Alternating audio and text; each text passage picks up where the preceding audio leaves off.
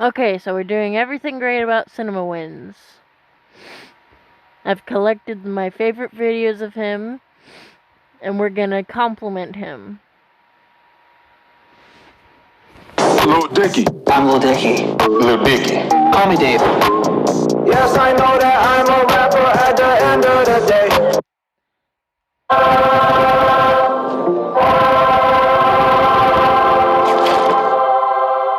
What am I doing with my life? Why can't I connect with people? Opening narration red herring immediately leads us to sympathize with the zombies. Not since Land of the Dead or My Boyfriend's Back has a movie been able to do that. This girl's dead. That guy's dead. That guy in the corner is definitely dead. One of the funniest parts of this movie is ours inner dialogue, so it's getting its own win counter. Although my hoodie would suggest I was unemployed. Or a radioactive outbreak monkey. Do Dustin Hoffman and Rene Russo get royalties for that line? But they lead anything.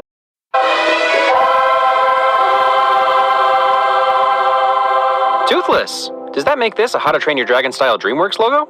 By golly, I think it does. Sometimes he compliments logos. Ding!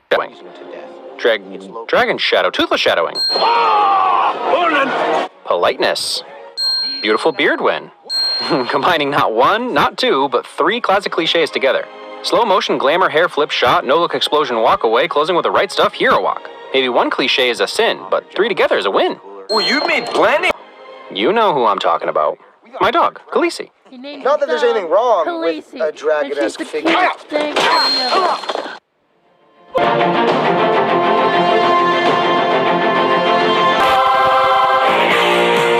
Space Invaders credits. He's a nerd. Ding! Also, when you compliment him, he sometimes compliments you back. I said unto him, cinnamon, yeah. CinemaWins, dude. You have one of the most soothing voices ever next to Morgan Freeman.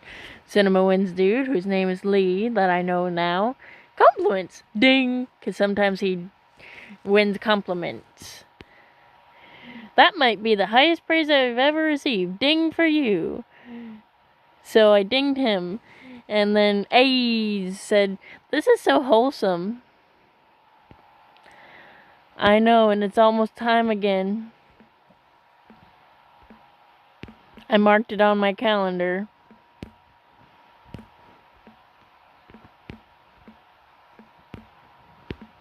I'll let y'all know when it's time again.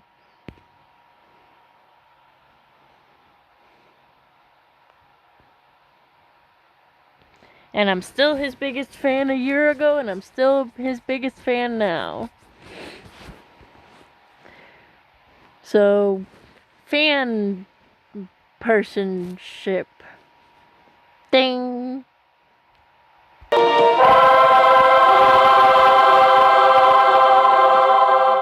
Okay, this is the first, and I don't know what kind of repercussions I may have for this video or this channel, but just listen to this. A guy with goggles and a British person. Marvel Studios. Marvel Studios. Taika Waititi opens his commentary. I'm so happy right now. Ooh, smooth transition into Muspelheim's fire, melting the Marvel logo. I don't know what you're thinking. Oh no, Thor's in a cage. How did this happen? This is not your Grandpa's Thor movie. And having Thor slyly address the audience is a good way to let us know. Oh, wait. Well, sometimes you have Can to you hear get me? captured just to get a straight answer out of somebody. And at the same time, if you're paying attention, you realize he's not in any danger, and it almost seems like he's pulling a Loki. I cannot die, not until I fulfill my destiny. Hey, it's Captain Hadley from Shawshank. You know, the guy you hate, and then you like, and then you sort of hate, and then I can't remember where we end up. But Clancy Brown does a pretty awesome starter. The great prophecy. Hang on. I'll be back around shortly. And the real solid confirmation that we're in for a new Thor. See, I saw this in theaters, so I chuckled. When my wife and I watched it together last weekend, she sighed. Oh, Thor's like a comedy now? Where's that? Okay, thanks, friends.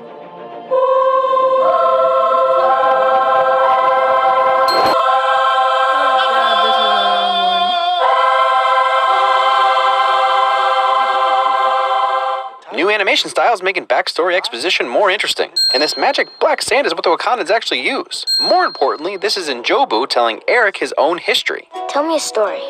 Which one? the story of home. Which is a nice touch to actually open with our villain instead of our hero.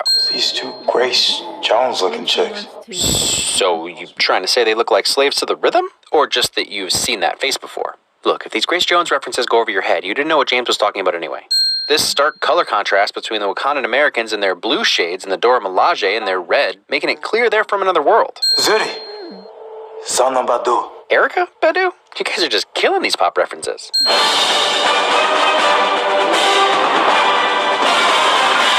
I don't think I've ever won the Marvel logo theme music before, but for some reason it's sticking out to me today. It's really good, and wouldn't you know, Michael Giacchino wrote it. Surprise, surprise. Interactive nanobot 3D printed display Sandtech? That's a win. This is now probably my second favorite theme in all of the MCU, only second to the actual Avengers theme. Dogs will bark at cats, and panthers will stalk from trees. I'll be honest, this scene was a little extra dark in my theater, and I was a little annoyed, but I like the aesthetic of Black Panther hidden by darkness and only being illuminated by muzzle flashes.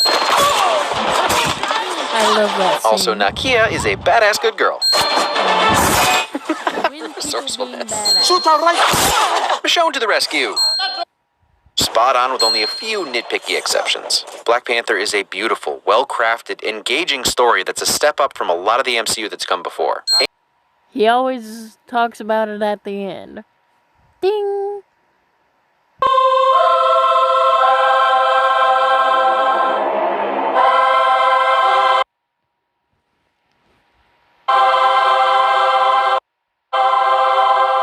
The angelic singing is much more soothing than the annoying sounds of CinemaWins.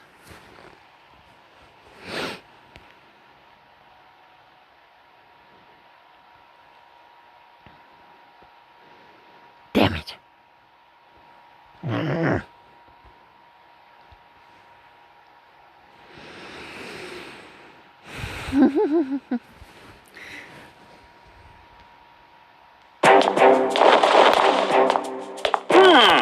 Want is...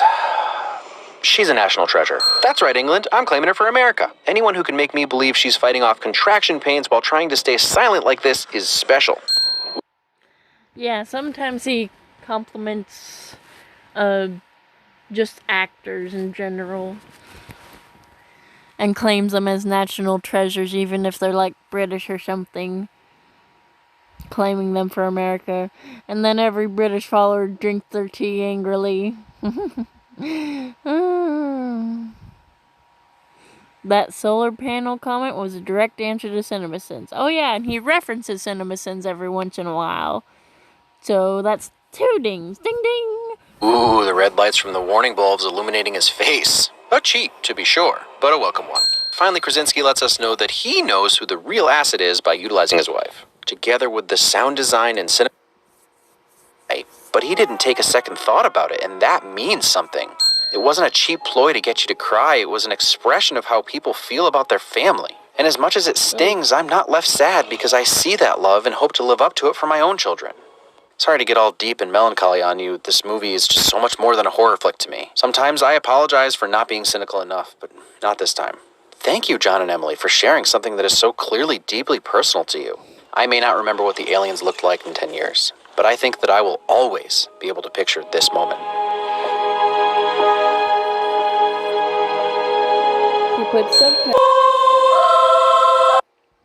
He puts subtitles on if there's like another language, especially ASL.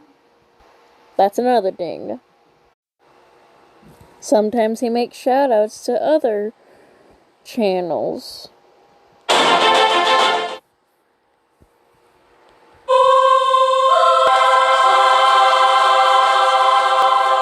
Scary music that would make a parent or studio executive nervous. This is almost more meta than Deadpool's opening. I don't think I'll ever be able to watch a film again without hearing Will Arnett's voice in my head. And logos.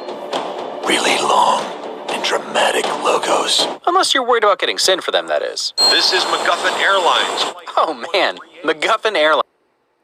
Yeah, the whole Lego Batman movie is just basically him pointing out all the things CinemaWins would say about it. And then when CinemaWins watched it, he was like, holy crap, basically,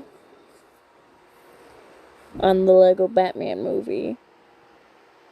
And then also, at the end, he talks about his kids some more. When I did my first draft of this video, my wife was past her due date with no baby yet. But now, most of you know that I have a happy, healthy, beautiful son. And my wife is recovering very well, and we're just pretty stinking happy. Thanks for asking about her and all your kind words on Twitter and here. I can't wait to share my love of movies with him soon. But I also want him to stay this size forever. Anyway, I was able to finish this video while my wife and baby Jude napped this week, about 1 day's worth of work, and I've started the next video. No guarantees when it'll be up, but I'm still here working, and I greatly appreciate all of your support. Serene Jade Palace, where Shifu and Po have their talk, is entirely green, blue, and filled with calming tones, whereas everything surrounding Shen is red, black, and harsh shades of charcoal and metal. It's almost a clashing of the colors as Shen's wolves descend on the peaceful villagers. And apologies on the switcheroo this week, unforeseen excuse, yada yada, not my fault, blah blah blah. You already know what next week is since it was supposed to be this week, but here's another frame in case you're unsure. Sometimes he sets up the next movie he's gonna do in the last frame of his videos. In case you're not sure, that's another thing. Strap yourselves in, this one's a long one too. Go watch this music video. You won't be sorry. Is that the Grandmaster, Jeff Goldblum? What's happening? Jeff Goldblum is always a win. Full content. So check that awesomeness out, subscribe, turn on notifications, all that jazz, and tell them I sent you. Lee. My name's Lee. Some of you pointed out that it's strange you've seen my picture but still don't know my name. Picture last week, name this week, next week's social security number. So be sure to tune in. He doesn't do that. You look like Mary Poppins. Is he cool? Hell yeah, he's cool.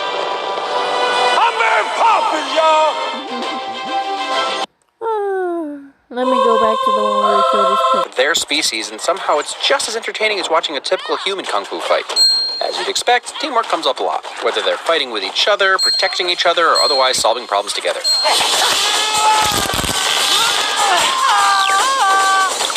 And saving the pig guy. He always wins teamwork. Something that one of my super smart fans pointed out in the first film is how great it is that although the animals are anthropomorphized, they kept them looking like animals. No human femalization in physique or mannerisms. And that's a definite win. No tiger titties.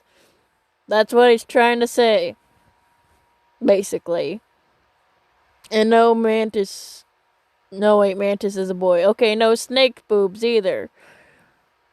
I think they're the only two girls in the thing, except for Poe's mom or dad. Is it his mom or his dad? I've never seen this one, but I think it's on Netflix. I'll go watch that after this. Was that like the kung fu equivalent of breaking wind? Wait, no, it wasn't supposed to be a fart joke. Tigers, no! Attack hugging. He wins hugging. Ding! Sage, but she never sucks the life out of the room by also having some comedic effect. Ha! That's the walk with Tai Lung's face smashed into it from the first movie. Sometimes he notices things. For me? I said that too soon, didn't I? Terminator 2 reference and tension subversion. Anti. Like I said, he notices something. And he also wins anti-stormtrooper aiming, even if it's stormtroopers. Stormtrooper tuning fork game, which I need to point out is an appropriate piece of metal to have been stolen from the musicians in the beginning. Your parents didn't. For me, having to give up your son to save his life? Yowzers. Love the... A panda stand! You guys are right to keep pestering me about it. Of building up momentum by seeing images from your past, realizing it was all possible because of your mother's sacrifice montage is the fastest way to get me all hyped up. He wins montages. Ding! What? Yes. Oh, so good. Reality win. Reality. That's for freedom! What? Yes. Oh, so good. Reality win. Oh, and even more reality. That's for freedom! Viper, weapon of death! The way Jack Black delivers those lines. It's like he's still a fanboy, geeking over the five and showing off that he knows the moves, whether he's making them up on the spot or not. It also gives each member something specific to do while still being an epic showcase of teamwork. Step Spot or not. It also gives each member something specific to do while still being an epic showcase of teamwork. Step 1, free the fire. What's step 2? Honestly, I didn't think I'd make it this far. Honesty. He wins honesty. Ding! From Van Damme. Good stuff. Shifu! Yep. He also yips things sometimes. Some people have an elegant way of doing things. Others have other ways. In case you weren't clear, that was also a ding. Why did he have to go and save China? Friends. Even Shifu carries his level of respect over from the first film. So where do you go from there? The biggest theme and main question this film asks is, Who am I? Sometimes he uses the movie lines to finish his sandwiches. That's what I was gonna say! he accepts his call to adventure in search of answers, but really didn't need to go anywhere to learn what's actually important. I'm your son. And they managed to blend the story of Poe's origin with the End of Kung Fu. storyline perfectly. A new villain with a new goal that affects all of China, but still has some serious ramifications for Poe. My old enemy. Stairs. Well, more than that. Solid story and second outing for these characters. I know I already blah, blah, blah. You already know what next week is since it was supposed to be this week, but here's another frame in case you're unsure. Yeah, I didn't see his picture, but maybe you guys could search for it, because even I can't. So anyway, thanks for watching, everyone. Goodbye, wonderful people, and have a wonderful day. And remember, check this guy out. His name is CinemaWins, and he is the positive version of CinemaSins.